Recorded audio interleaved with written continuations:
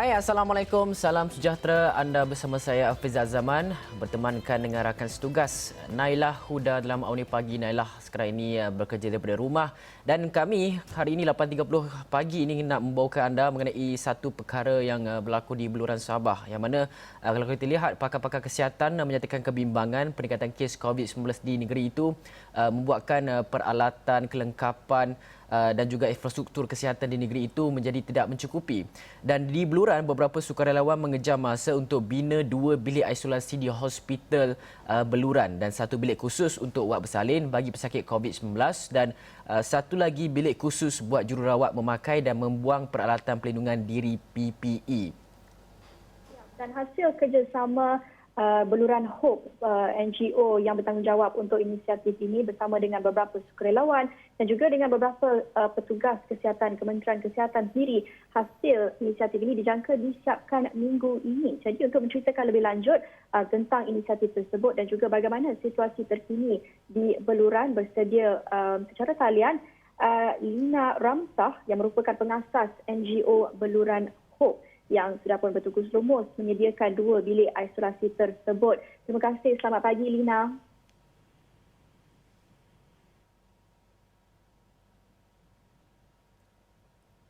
Okey, kita akan menghubungi Lina sebentar saja lagi, tapi kita nak melihat kepada apa yang berlaku di Sabah ini sebenarnya apabila kes jangkitan semalam juga Sabah 71% jangkitan COVID-19, kes-kes baru di negeri Sabah itu membuatkan ramai sebenarnya pakar-pakar kesihatan ramai telah pun menyuarakan pendapat mereka bahawa bimbang akan segala kelengkapan infrastruktur kesihatan di negeri itu akan terjejas. Dan seperti Tan Sri Dr. Naisha menyatakan bahawa sekiranya R0 ataupun nilai RO itu meningkat kepada 2.2, kemungkinan besar infrastruktur kesihatan kita akan tidak mampu untuk menampung angka jangkitan baru COVID-19 yang kita lihat menghadapi gelombang ketiga di negara ini.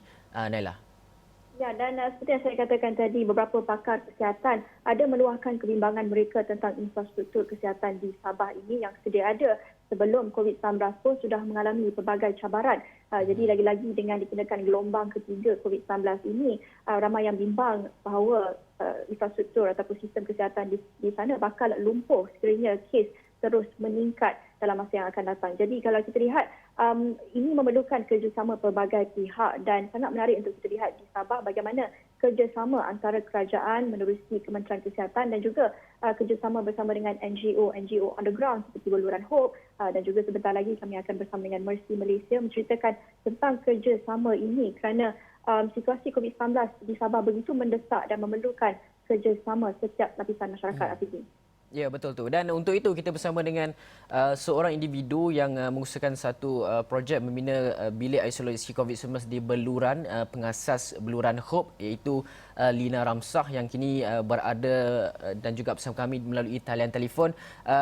Selamat pagi, Lina. Kita nak terus saja kepada persoalan dan juga boleh tak Lina kongsikan situasi COVID-19 di Beluran ketika ini berbanding dengan kawasan-kawasan lain? Adakah Beluran mengalami peningkatan kes jangkitan yang tinggi dan juga adakah ia masih dalam kategori zon merah? Hai, ya. Sekarang ni setakat ni Beluran masih berada dalam zon kuning. Namun setakat hari kemarin ada peningkatan kes dari 6 kes sudah naik ke 7 kes. Ada kemungkinan akan bertambah lagi lah. Dan Lina melihat kepada peningkatan kes di Beluran, ada gambar-gambar yang Lina kongsikan itu melihat kepada hospital Beluran yang agak kecil sehingga Beluran Hope sendiri bersama dengan kerjasama Lina dan juga sukarelawan lain ada menubuhkan 2 bilik isolasi ini. Boleh Lina ceritakan bagaimana timbul keperluan itu dan bagaimana cabaran untuk membina pusat ataupun bilik isolasi ini? Bilik awalnya pihak hospital sendiri yang datang kepada saya untuk bertanya sekiranya saya boleh membantu untuk membina bilik isolasi. Hospital Beluran sebenarnya tidak menerima pesakit COVID dan pesakit COVID akan dihantar terus ke Sendakan. Namun persediaan ini adalah untuk sekiranya hospital yang berdekatan, hospital besar berdekatan kolaps dan hospital Beluran haruslah sedia untuk menerima pesakit COVID sendiri dan merawat pesakit COVID sendiri. Jadi bilik isolasi ini adalah untuk maternity, untuk ward maternity, di mana sekiranya pesakit ibu yang mengandung itu adalah pesakit COVID dan mereka perlu untuk mengasingkan dengan pesakit biasa, pesakit yang tidak ada COVID. Jadi persediaan ini memang haruslah untuk yang ibu mengandung. Setakat ini ada 2 bilik yang telah kita orang bina. Satu tu ialah bilik untuk staff nurse bertukar baju, bertukar PPE and everything. And satu tu ialah bilik screening dan juga bilik labor room untuk ibu yang positif COVID. Cabarannya kita orang kena bergerak dalam kumpulan yang kecil. Kumpulan kecil kita orang ni tidak ada pengalaman dalam bertukang. Namun pihak hospital sendiri berbesar hati untuk membantu kita orang. Kita orang bergerak dalam kumpulan yang kecil ni untuk to lower the risk of infection to public from the hospital. Jadi kena bergerak dalam kumpulan 3 atau 4 orang. Cabaran lain pula ialah sebab travel restriction from here to nearest town. So apapun yang bahan yang kita orang perlukan sangat limited sebab kita orang hanya dapat mengambil daripada kedai-kedai yang ada di sini sahaja. Dan barang yang bukan essential tidak dapat masuk ke beluran, supplier tidak dapat masuk ke beluran untuk menghantarnya, dan memaksa saya untuk meminta bantuan dari segi barangan itu sendiri daripada orang luar, daripada orang yang tinggal di bandar besar untuk dihantarkan ke sini. Dan masalah lain ialah dari segi logistiknya, pejabat pos juga sudah tutup dan kita orang cuma ada GNT cuma ada GNT untuk yang penghantaran luar dan dalam lah. Harga bahan material juga menjadi lebih mahal disebabkan kedai di sini adalah hanya ada 3 atau 4 something like that. So kalau untuk mendapatkan bahan yang murah tu haruslah ke bandar yang berdekatan. Namun bandar berdekatan sudah declare sebagai red zone. Lina, kalau kita nak lihat 2 bilik isolasi ini telah pun dihasilkan, kita juga nak tahu berapa agaknya anggaran jumlah kos yang terpaksa dibawa untuk menubuhkan 2 bilik ini. Dan pada pandangan Lina sendiri, adakah 2 bilik ini mencukupi buat sekarang ini ataupun ada keperluan untuk menambah lagi bilik-bilik isolasi tambahan yang lain? Sebenarnya apa yang saya telah diberitahukan, kita orang kena bersedia, sangat kena bersedia. Sekiranya berlaku kelumpuhan di hospital lain, kita orang kena bersedia untuk kita orang punya COVID center sendiri. Namun untuk menyediakan COVID center sendiri itu memerlukan kos yang besar, memerlukan dewan harus dibuka untuk dijadikan sebagai center. Kalau yang bilik saya bikin ini sebenarnya adalah hanya untuk saya rasa tidak mampu untuk menampung sekiranya pesakit bertambah. Kalau bertambah dia memang tidak akan menampung. Kalau kos saya bikin ni sudah mencecah 6,000 dan sebenarnya hari ini sudah selesai. Hari ini staf hospital sudah boleh bawa masuk peralatan. Tapi Jabatan Pesakit Luar pun sendiri ada berjumpa dengan saya untuk meminta bantuan dari segi membina petition untuk COVID juga di sebelah pesakit luar. Macam tu.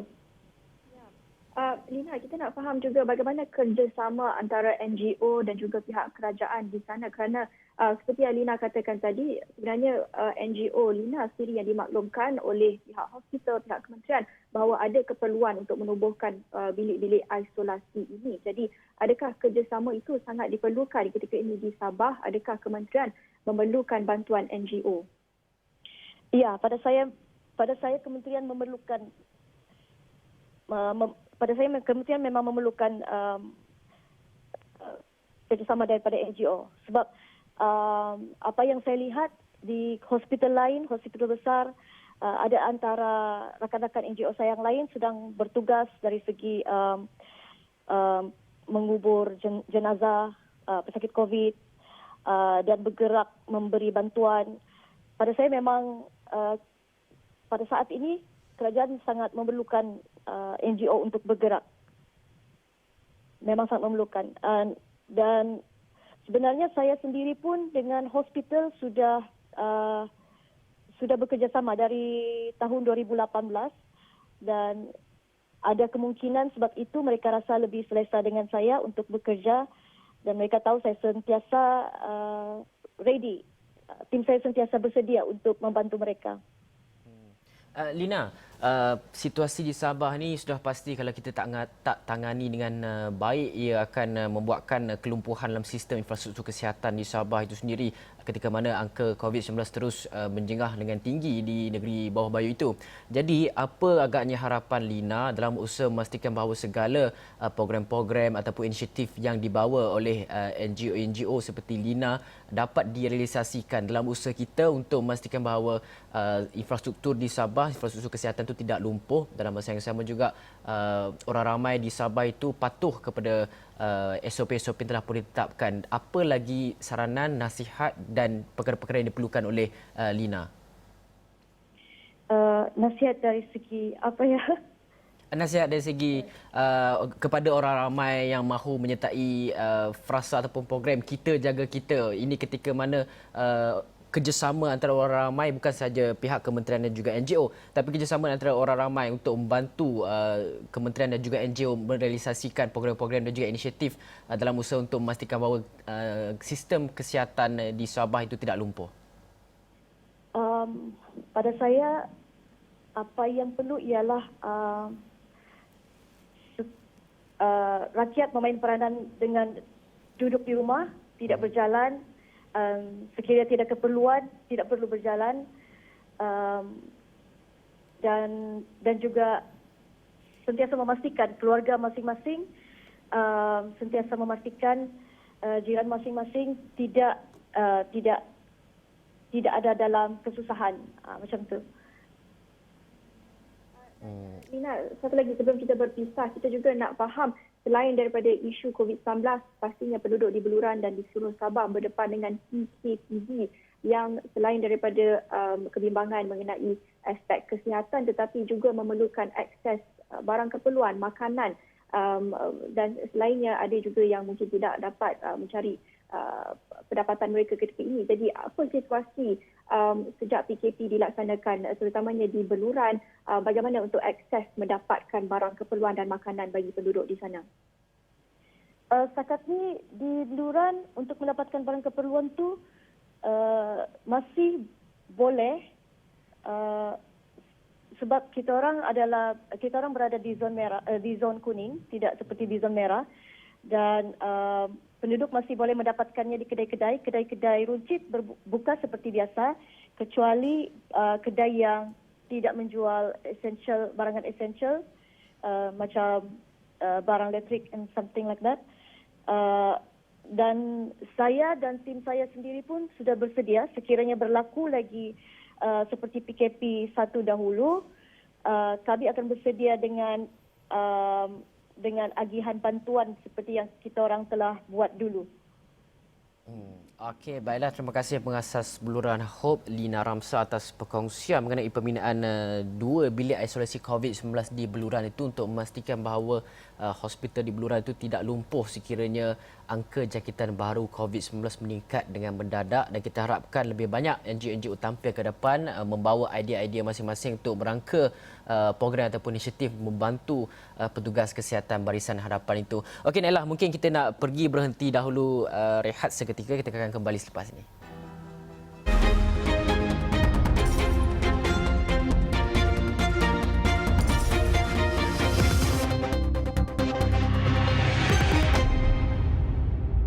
Terima kasih kerana setia bersama kami di Awan Pagi. Tadi kita bersama dengan Lina Ramsah, pengasas Beluran Hope yang menjayakan membina 2 bilik isolasi COVID-19 di Beluran itu sendiri. Tapi kita nak tengok pula situasi di kawasan lain di negeri bawah Bayu yang mengalami peningkatan kes jangkitan COVID-19 dan Mercy Malaysia, Badan Bukan Kerajaan ini merupakan salah satu pertubuhan yang mengerahkan sukarelawan ke Sabah untuk bantu KKM dalam peningkatan kes di negeri itu.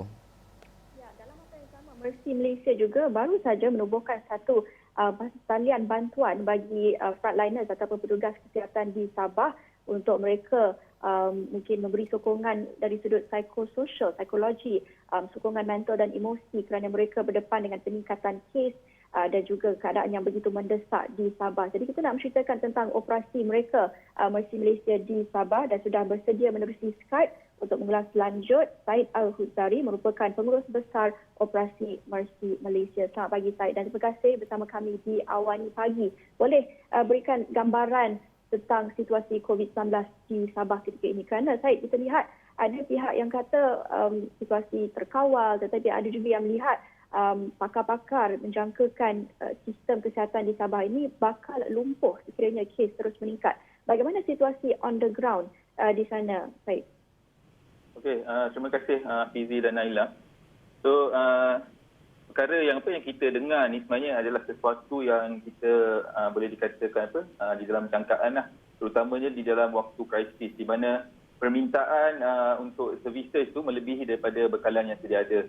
Jadi apa yang berlaku sekarang ini adalah kapasiti yang sedia ada berada di dalam keadaan yang tertekan ataupun strain tegang disebabkan oleh peningkatan kes-kes. Kalau kita tengok bencana-bencana yang lain macam gempa bumi, akan berlaku perkara yang sama di mana mungkin bekalan tu berkurangan, hospital rosak dan sebagainya. Cuma di dalam kes COVID ni, peningkatan kes yang mendadak menjadikan kapasiti yang sedia ada di Sabah itu sendiri mungkin tidak mencukupi. Tapi itu tidak bermaksud sistem kesihatan akan lumpuh. So apa yang berlaku sekarang, mereka memang di dalam keadaan yang tegang. So hospital terpaksa menerima lebih banyak kes dan mengasingkan kes-kes yang sedia ada dan mereka juga menubuhkan pusat-pusat kuarantin dan rawatan untuk COVID-19 di mana semua ini memerlukan tenaga kerja dan juga peralatan tambahan. Dan ini apa yang sedang dilakukan oleh kerajaan ataupun Kementerian Kesihatan sendiri. Dan mereka cuba melakukan perkara ini dalam masa yang sangat singkat untuk memenuhi dan menampung kes-kes yang banyak pada ketika ini. Dan saya tidak merasakan yang sistem kesihatan di Sabah akan lumpuh oleh kerana kes-kes yang banyak ini. Apa yang berlaku sekarang mungkin benda ini akan menjadi strain ataupun tertekan dalam masa yang lama. Tetapi dalam masa yang sama kerajaan memang telah memasukkan sumber-sumber yang baru kan. Maksudnya tenaga-tenaga kerja daripada Semenanjung untuk pergi ke Sabah. Mereka menghantar pihak ATM. Sekarang ini mereka menyeru pihak-pihak NGO untuk membantu juga. Dan ini semua adalah langkah-langkah yang tepat yang akan memastikan sistem kesihatan di Sabah itu sendiri akan terus berjalan walaupun dalam keadaan tertekan, tapi mereka dapat menjalankan tugas dengan baik. Saya kira di dalam waktu krisis ini. Jadi lambat laun sebenarnya sistem kesihatan ini akan mencapai satu kuantum yang lebih optimum dan mungkin mereka boleh berfungsi dengan lebih baik, tapi kita kena jangkakan bahawa dalam tempoh di mana case detection ini masih lagi aktif, keadaan strain tu masih akan berlaku. Jadi kalau case detection ini berlangsung ataupun sampling berlangsung selama 2 atau 3 bulan, kita akan jangkakan yang strain ini akan berterusan. Dan pihak KKM akan terus memasukkan lagi bekalan-bekalan peralatan dan juga tenaga kerja daripada Semenanjung untuk membantu mengurangkan strain yang ada, dan juga pihak NGO mereka menyuruh pihak NGO untuk datang dan membantu, dan kita akan teruskan perkara ini untuk membantu Kementerian Kesihatan menghadapi keadaan COVID-19 ini di Sabah. Saudara Syed, kalau kita nak lihat Mercy Malaysia juga berada di sana, apa inisiatif dan juga perkara-perkara yang dilaksanakan Mercy Malaysia untuk membantu KKM di sana? Jadi apa yang pihak Mercy Malaysia telah lakukan sebenarnya untuk bagi sedikit latar belakang untuk Mercy Malaysia dan juga beberapa NGO lain termasuk dengan Imarat, Malaysia Relief Agency, Malaysian Red Crescent ataupun Bulan Sabit Merah Malaysia, kita mengadakan pertemuan dengan CPRC untuk berbincang bagaimana pihak NGO dapat membantu dengan lebih efektif. Dan mereka telah berkongsi dan kita berkongsi pendapat dengan pihak CPRC, dan apa yang kita lakukan sekarang adalah kita menyambut seruan kerajaan dengan membekalkan sukarelawan dan tenaga kerja kesihatan kepada hospital-hospital. So this is on the medical side, dan juga kita membekalkan tenaga kerja kesihatan pada pihak kesihatan awam. Ini untuk case detection side di mana kita buat sampling dan sebagainya. So perkara ini berterusan, kita telah menghantar lebih daripada 50 volunteer for the past couple of weeks. Sebenarnya daripada awal gelombang ketiga lagi kita telah menghantar kita punya sukarelawan daripada bahagian daripada tempat-tempat lain di Sabah dan juga daripada Semenanjung. Dan perkara ini kita akan teruskan di mana setiap minggu kita akan cuba menghantar seberapa banyak tenaga kerja di sana. Kerana sekarang ini saya kira tenaga kerja ni antara benda yang paling kritikal yang diperlukan oleh pihak JKN ataupun pihak KKM di Sabah. Kemudian apa yang kita cuba sasarkan adalah mendapatkan sukarelawan daripada badan bukan kerajaan ataupun bukan KKM, di mana kita menyeru private sector, university, hospital dan sebagainya untuk untuk bersama-sama dengan pihak NGO dan pihak kerajaan untuk memastikan bekalan sukarelawan tenaga kerja yang diperlukan oleh pihak KKM dapat dipenuhi. Selain daripada itu, kita juga sedang mengenal pasti keperluan-keperluan lain daripada segi mungkin peralatan dan sebagainya yang kita perlu adakan, dan ini adalah antara perkara-perkara kritikal yang kita terus lakukan. Kita mengadakan perbincangan secara berterusan dengan pihak-pihak JKN, pihak hospital, mengenal pasti apa yang mereka perlukan, dan kita akan cuba memenuhi permintaan-permintaan ini berdasarkan keperluan dan berdasarkan requirement yang ditetapkan oleh Kementerian Kesihatan. Bergerak ke hadapan, apa yang perlu kita ambil sebagai pengajaran daripada situasi bukan saja di Sabah tetapi di seluruh negara, terutamanya di kawasan-kawasan yang terjejas dengan infrastruktur kesihatan yang sedia ada, mungkin tidak bersedia untuk berdepan dengan krisis seperti COVID ini. Jadi bergerak ke hadapan, apa yang perlu dititik beratkan juga menjelang belanjawan 2021 bulan depan? Apa harapan daripada pihak NGO seperti Mercy Malaysia? Sebenarnya saya kira perkara ini memang sesuatu perbincangan yang berterusan. Even sebelum berlakunya COVID-19, memang pihak KKM, pihak NGO memang selalu memberikan cadangan-cadangan berkenaan apa lagi yang boleh ditambah baik dari segi perkhidmatan kesihatan di Malaysia ini. Dan saya kira mungkin ini adalah waktu yang baik, mungkin pada tahun depan kita boleh memastikan bagaimana sukarelawan ini dapat membantu pihak Kementerian Kesihatan dalam memenuhi kita cakap fill in the gap lah. So bagaimana kita nak membuat perkara itu adalah dengan memastikan sukarelawan yang mungkin akan dipinjamkan kepada KKM ini mempunyai kapasiti yang sama. So mungkin ada sedikit peruntukan untuk latihan. Maksudnya mereka tidak perlu diserap ke dalam KKM, tapi yang penting semua sukarelawan yang ada bersama-sama NGO ataupun badan-badan korporat, mereka mempunyai latihan yang standard yang mungkin jika diperlukan satu hari nanti kita akan panggil saja mereka atau pihak KKM akan panggil mereka dan mereka dapat membantu pihak KKM dan mereka mempunyai standard knowledge lah, maksudnya semua mereka tahu apa yang perlu dilakukan. Selain daripada itu, memang kita merancang untuk membantu pihak KKM dengan menghantar pasukan hospital lapangan, di mana apa yang kita cuba lakukan adalah untuk memenuhi keperluan daripada segi penjagaan kes-kes yang bukan berbentuk COVID lah, dan kita cuba untuk mengurangkan bebanan pihak kerajaan, sebab sekarang ini pihak KKM sedang menjadikan wad-wad biasa kepada wad-wad ICU, dan apa yang kita cuba lakukan adalah memastikan kes-kes yang bukan COVID kita dapat rawat juga tanpa kita mengganggu sistem ataupun kapasiti yang sedia ada. Dan selain daripada itu, mungkin penilaian berterusan, saya rasa mungkin sudah tiba masanya untuk pihak KKM untuk membuat penilaian kapasiti hospital dan juga klinik-klinik kesihatan. Saya kira memang benda ini dilakukan setiap tahun.